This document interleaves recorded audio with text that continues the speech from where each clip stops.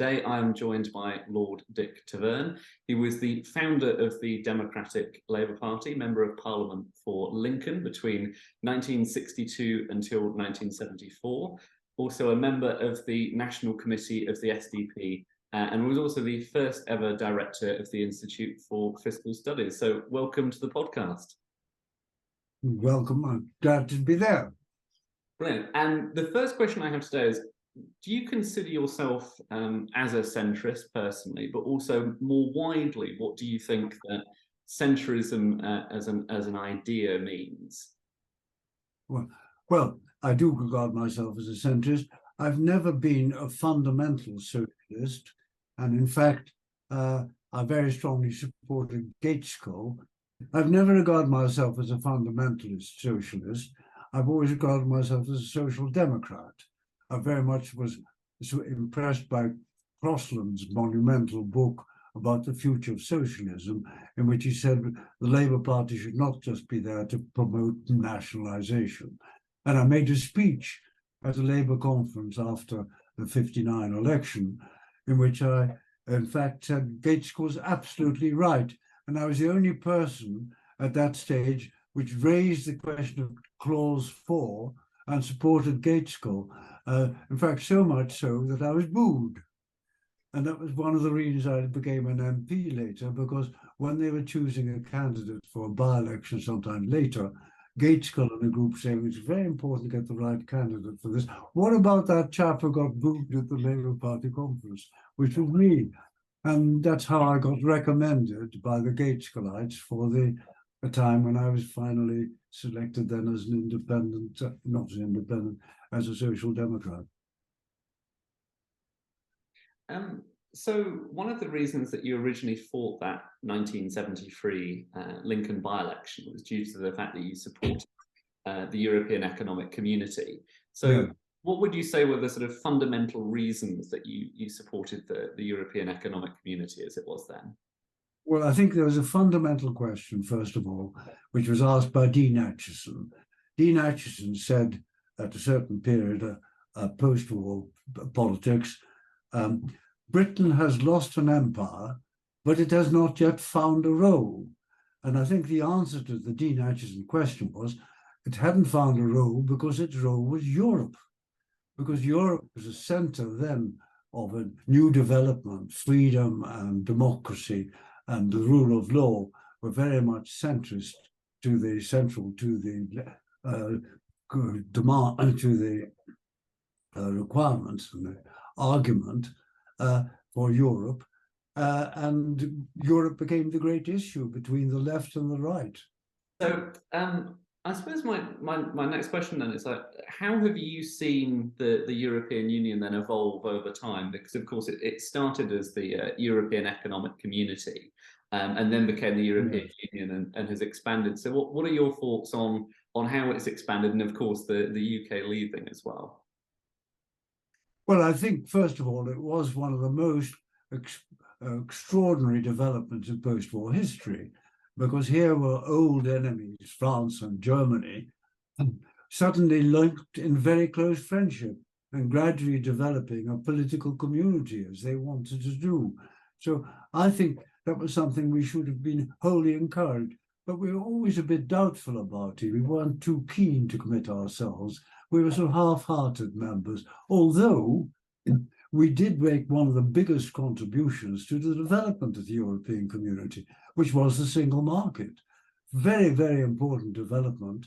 And that was a British proposal, and it was pushed forward by Margaret Thatcher and her appointed commissioner. And in fact, I think that the argument has strengthened over time and is very strong at the present, because the world has changed. We now face a very real crisis, a very aggressive Russia, a strongly expansive China, and a somewhat uncertain United States. So we depend very much on the future of Europe. And I think this is where our leaving Europe weakened Europe, and where our possible eventual rapprochement with Europe is absolutely vital, because we will make Europe stronger. Mrs. Thatcher put it this way: He says, when European nations can do things together, that they can do better together, that makes Europe stronger and we should support it. Where, on the other hand, people can do, nations could do things better on their own, they should do them on their own. Perfectly reasonable statement. It was part of the Bruges speech, which people have forgotten about. So do you think the UK then will ever rejoin the EU? Do you think it is a possibility, or do you think it's just a case of some kind of closer relationship at this point? I think it's a possibility because of events, but it'll take time. I can quite understand, though I don't really sympathise with the attitude that Keir Starmer has taken, who said, look, Brexit is irreversible and we must only concentrate on making it work. You can't make Brexit work. It doesn't work. And in fact, I think the attitudes will change and is changing all the time because Brexit is, at the time, of course, got a small majority at the referendum, but Brexit is now a very unpopular concept. And the votes, the popular vote now feels that Brexit was a mistake. And the support for the view that Brexit has been a bad, dire mistake is strengthening all the time. So what I think will happen is that if Labour wins the next election, which I think is quite likely, and I certainly hope it does, because I'm not a great supporter of the Conservative government, but if Labour wins the election next time, it will find that in order to deal with the great problems of poverty and equalisation, levelling upwards, facing them, that those problems cannot be separated from Brexit, because Brexit has led to the decline in our living standards, it's led to decline in our trade, decline in our influence, and for all these reasons, Britain has no longer become something whose opinion matters in the world. But I think that both from the European point of view, which wants a stronger Europe, and from a British point of view, which wants to solve these problems, I think that Britain's future relations with Europe will grow. I don't quite know when or how. I think that if the Labour government is formed as a Labour government, they will find that it makes an awful lot of sense for them to join the single European market, because we've lost 15% of our trade with our biggest and most profitable market. So I think it'd be very important, and you'll see the increasing advantage of our joining the single European market, and indeed the customs union. Well, now if we've joined those two, then we're getting very close to being members of the union again. But that's not an argument for the immediate future. The Conservatives would love to fight the next election on that again. And also because in the meantime, there are problems about immigration, etc. If we do join the single European market, great advantage from the point of view of trade and from so many other reasons, but it does still create the immigration problem for people who are worried about it. And we must all be worried about it because a shortage of labour is one of our great problems now. And when, if you take the health service, when we left and Brexit took place, European doctors and nurses went home. And we've still got an increase in immigration, but less in the skilled immigration we need. So there are lots of reasons why I think the relationship will change, but it'll take time. So you later on created the Democratic Labour Party before the Social Democratic Party was later formed. So yes. What was the process like of starting a new political party? And where did you envisage it going? Did you see it as just a sort of local movement, or one that might one day sort of expand into something more national? Well, it was a local movement. I mean, I wasn't at that stage in a position to launch a great national movement, but whether or not it developed into a bigger movement depended entirely on Roy Jenkins. And it was a long argument as to whether or not he should join me, or whether that was an immature request for it to do so. And I discussed it with Roy Jenkins. Now, of course, my local Labour Party, which had become a very left-wing militant local Labour Party, was very anti-Europe. At least it changed. I mean, at one stage, the Labour Party, with Wilson as Prime Minister, was rather, after the de Gaulle's first veto, it was in favour of our rejoining. And Wilson and Brown, the Foreign Secretary, went on a tour of Europe to try and win support and persuade de Gaulle to change his veto. They didn't succeed. It wasn't a very successful tour. Brown didn't always behave himself very correctly. And as later happened, de Gaulle was asked, "What do you make of that Mr. Brown, the Foreign Secretary?"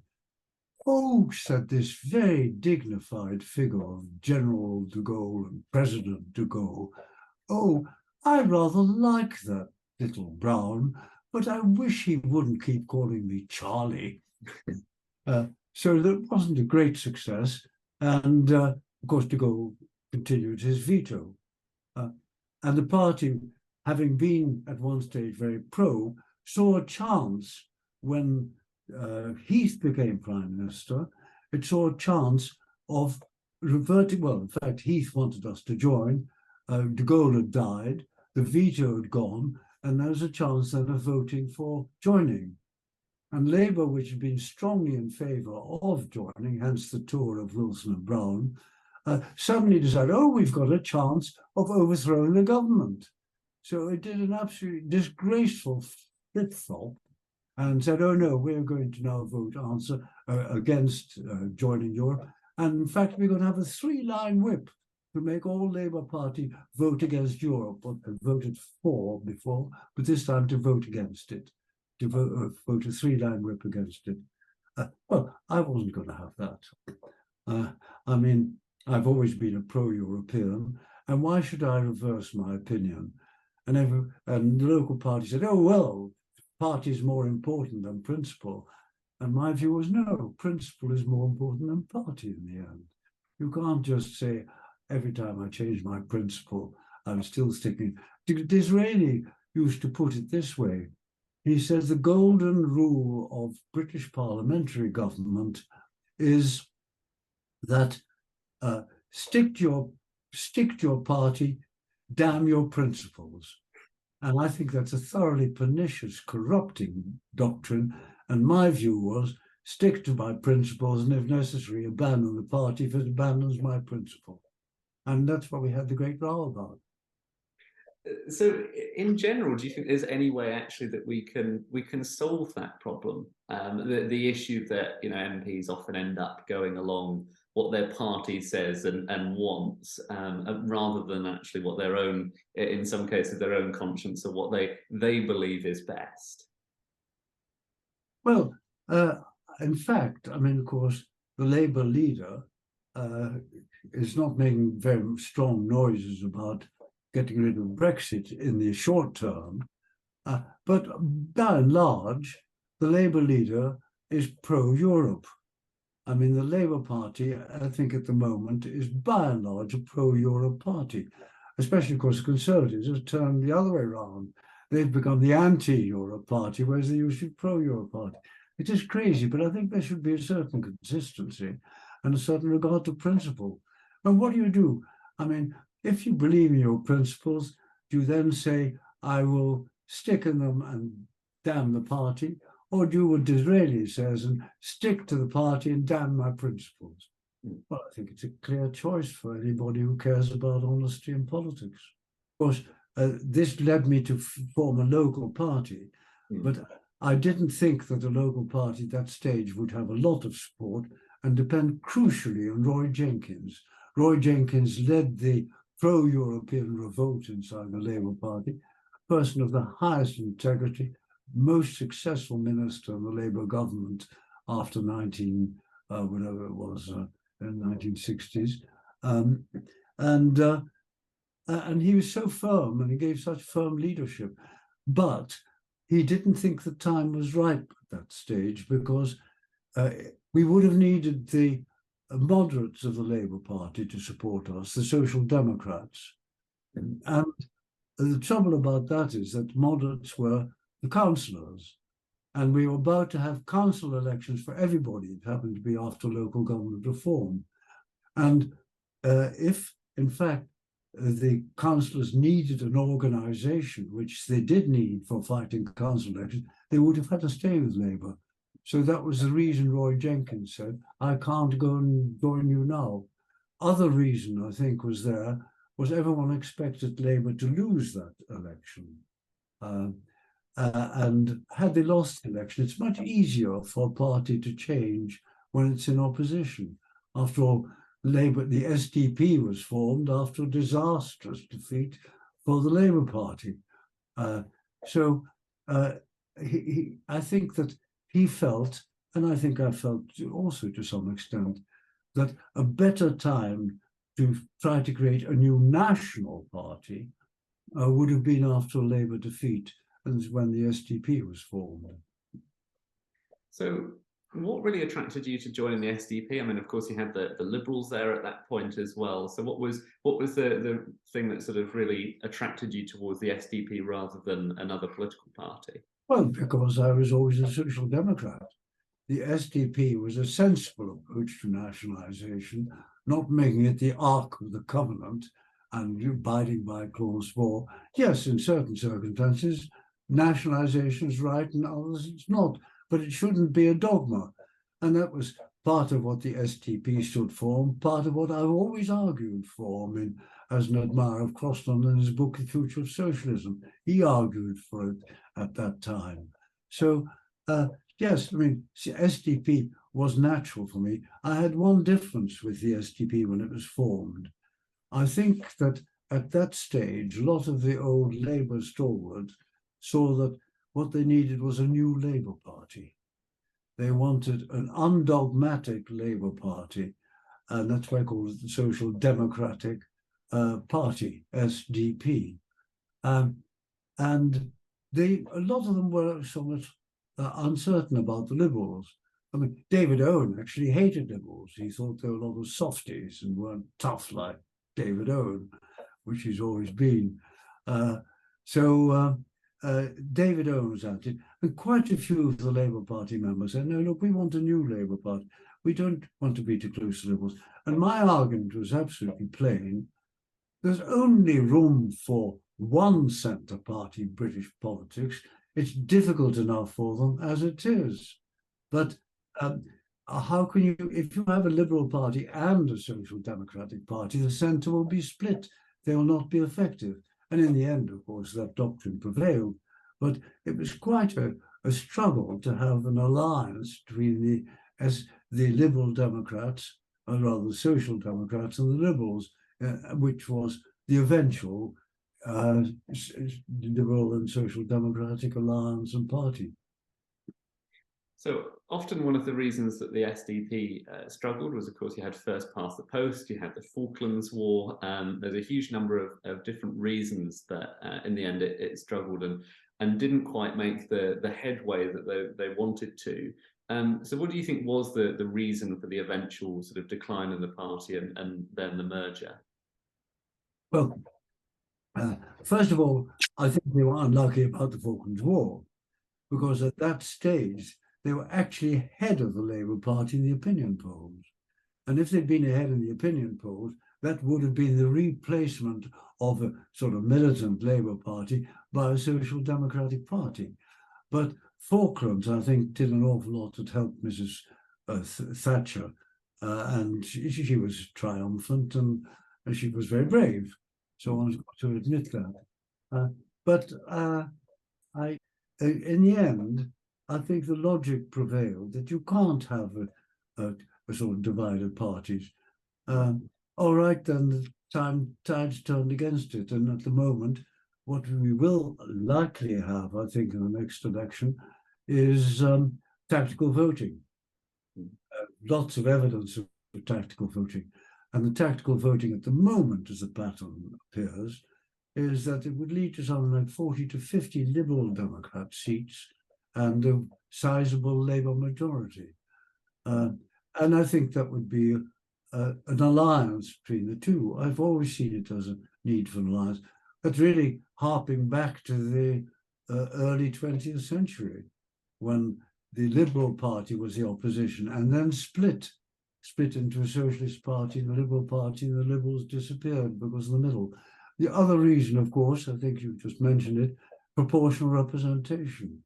I think it's absolutely essential our system should be reformed, because at the moment, a small minority of Conservatives are really likely to be perpetually in government because of the unfairness of the electorate. It takes a tiny proportion of the numbers to elect a Conservative MP, what it does to elect a Labour MP, let alone a Liberal Democrat MP.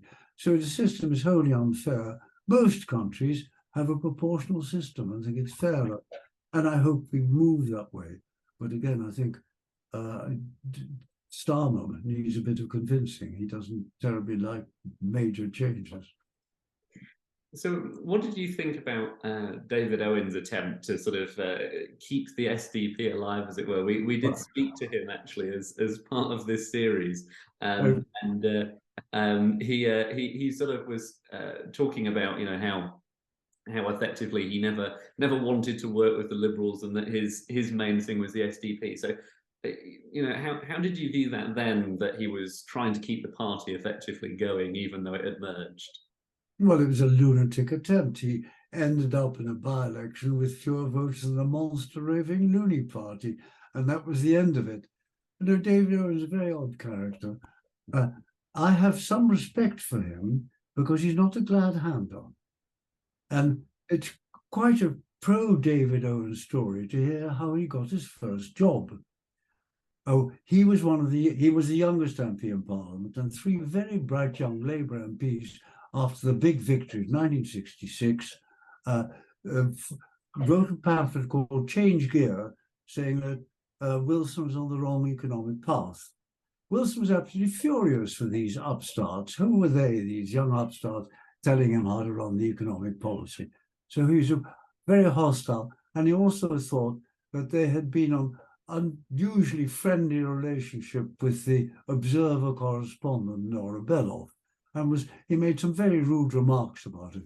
So David Owen one day stepped into a lift where Wilson was in the lift, and he turned to Wilson and he said, "Harold, I don't give a damn who you are. I've read what you said about us and Nora Belloff. It's an absolute disgrace.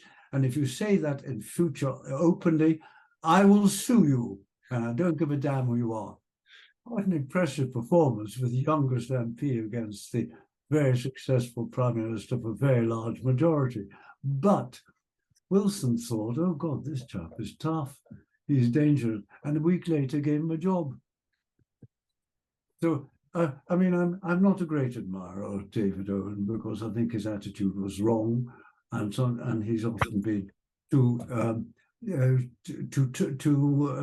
unreasonable. But I do respect his toughness. He's not an easy pushover. So to move slightly away from sort of party politics, one of the other things, and especially as someone who runs a think tank myself, you helped to found the Institute for Fiscal Studies and sat as its first director. So what was it like in your situation, sort of helping to create a think tank? And I suppose it's especially of interest to myself, having been in sort of the same situation. Well, I was first of all a junior minister to Roy Jenkins in the Home Office, and then I became a junior minister in the Treasury. I ended up as Financial Secretary to the Treasury, which I was when Labour lost the election in 1970, whatever it was. Oh, sorry, bad about dates. Anyway, so I was out of office and wondered what to do. And three people who were very upset at the way in which our financial legislation was created said, what we need is a new institution. And they formally founded the Institute for Fiscal Studies, but it had no money, no staff, and no director. So I was approached and saying, would you like to set up and start a new Institute for Fiscal Studies? Well, I thought about it, consulted people, say, oh, you don't want another new thing.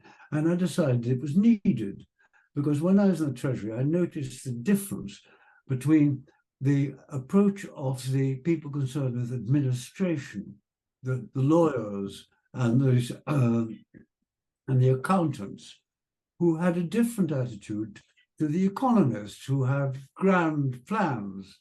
I mean, there was a wonderful economist called Nicky Kaldor, Hungarian, lovely man, very bright, and he was very much in favor of wealth tax. And when I became a Treasury Minister, I said, I'm in favor of the wealth tax too. What can we do to promote it?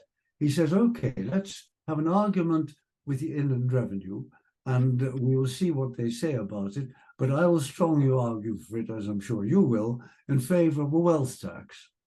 And we had the argument with the Inland Revenue, and we lost it because there were technical objections. What do you do about works of art? Are they wealth? Well, if they're wealth, everybody will go into, will avoid it because they don't want to pay the tax on it. If they're not treated as wealth, everybody will buy art because that's a way of avoiding tax. So what I decided to do was, yes, there was the need for a new institute, but it needed to combine the expertise of the practitioners, the lawyers and the accountants and the economists.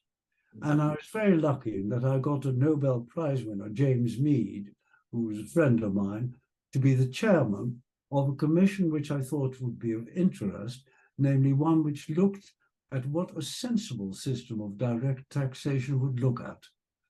And I got a lot of very bright young economists on it, including, I've forgotten the man who later was the governor of the Bank of England, and a brilliant young economist, John Kay, and Nicky Kaldor was in it. And anyway, so, and this report created a great sensation. It was treated with all the respect of a royal commission, because it was a completely new outlook, combining the skills of different parts of the professions. And it was a great success.